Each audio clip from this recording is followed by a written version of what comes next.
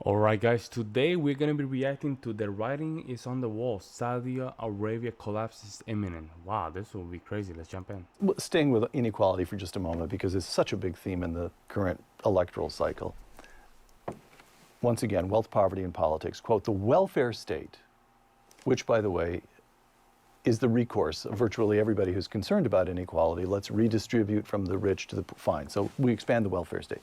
And you argue, quote, the welfare state reduces the incentives to develop human capital, and receiving the products of other people's human capital, that is getting money from the rich if you're poor, is by no means as fundamental as developing one's own human capital, close quote.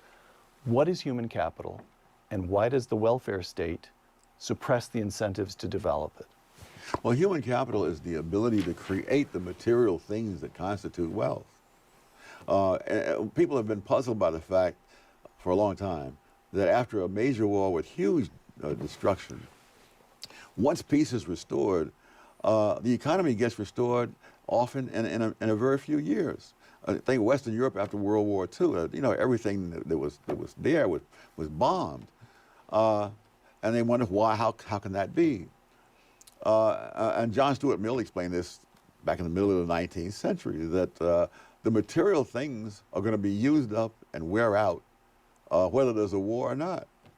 And so it's really the ability to reproduce, to operate those things, to maintain them, and then reproduce them was necessary. That's the real wealth. And so when you destroy the physical wealth, you really haven't done as much as if you destroy the human capital. A classic example, in the 1970s, Uganda decided that the Gujaratis from India were just too wealthy and controlled too much of the economy. And they sent them out and they wouldn't let them take their wealth with them. And so the Gujaratis arrived, mostly in England, destitute. And the Ugandan government has taken over all this material stuff. Over a period of a relatively few years, the Gujaratis were prosperous in England, and the Ugandan economy collapsed. That's because crazy. they didn't have people who could do what. That's crazy, and that's a hard concept to understand because people don't really understand where wealth is really built. People think that wealth is just people printing money, and somehow printing money is gonna just run an economy. When it's not, wealth is created by necessity of the market, right? If the currency is coffee, so coffee is the one that determines the currency. Therefore, that's where you can expand certain markets, right? To just negotiate with 2 party, 3 party, 4 party. It all depends. But these individuals that think that because some Indian culture went to Africa, made it happen, somehow if you just deport them out of that country, you're still gonna have that wealth. But not understanding that there's a process to these kind of businesses and these kind of structures. But this is the thing, folks. This requires some level of intelligence. But some people they don't understand it. What the Gujaratis were doing, and so they no longer had the same production.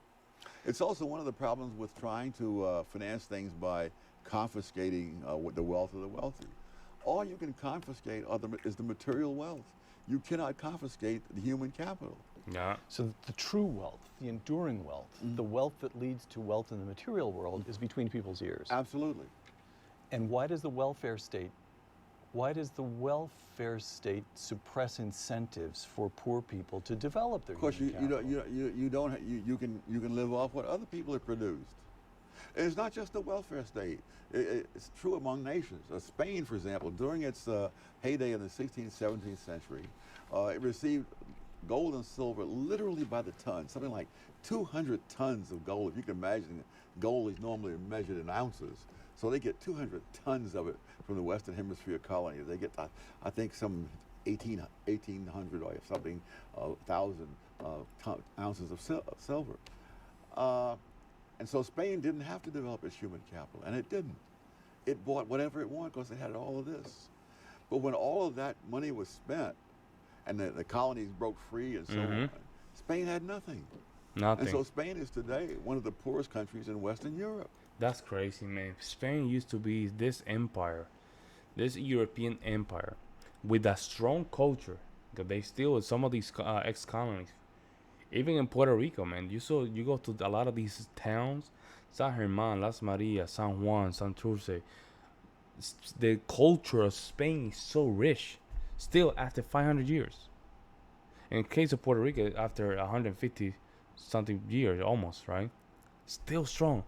But here again, these people just have the power in their hand and just throw it away, but not understanding the concept of economics.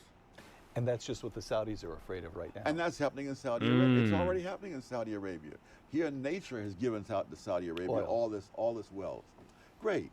The elite don't have to work. They live in have fabulous wealth. The ordinary Saudi doesn't have to do very much because the government subsidizes his housing, it subsidizes all kinds of things. And so over half the people in Saudi Arabia are foreigners who are in the Wow. Saudi workforce. And so they don't have to develop any human capital. If you go back some centuries earlier, when the Middle East was really one of the most advanced parts of the world, they hadn't yet discovered uses for petroleum. Wow. And so they had to work for everything, and they worked for it, and they got. And that was the period where we get the Great Scholarship, That's right. That's right. because they're okay. Wow, I would love to hear what the people have to say in the comment section. This is very interesting. As is the case with all Arabs and Muslim countries, in their mindset, the kuffar will produce for them everything they need. Thus, they produce nothing of material or cultural value themselves, and it shows. Even the means to extract the oil they get so rich on what's provided to them by the West. Let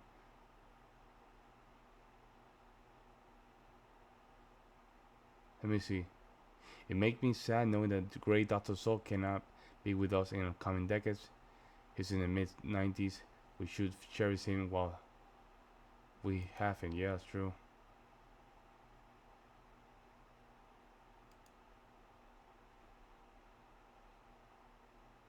There's a reason we have signs in parks that say don't feed animals. Yeah, that's a good point. That is a good point.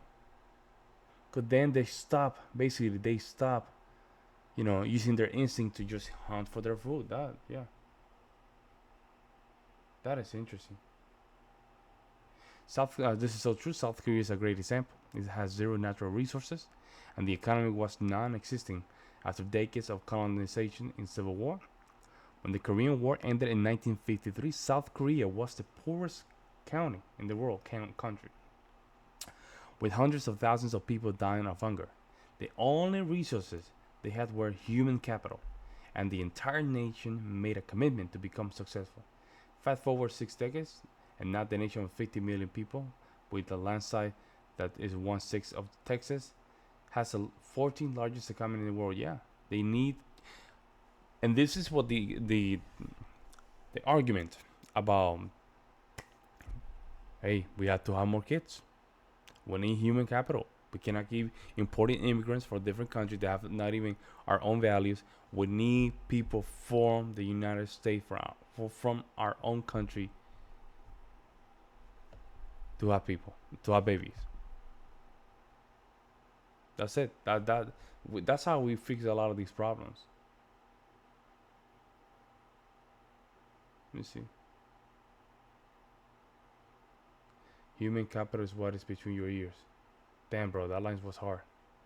Dang, a lot of wisdom too. Yeah, a lot of wisdom in his way of just spewing some of these lines. South Africa being destroyed by black economic empowerment, incompetent and poor work ethic has replaced competent and productive people. Corruption and crime has become the norm. Yeah. We have to really have conversations about this and be honest. Be honest. Stop having these soft conversations. Or be honest. What kind of world and culture do you want? That has to be the main focus. What does work and what doesn't? Let me know what you guys think. I will see you in the next one.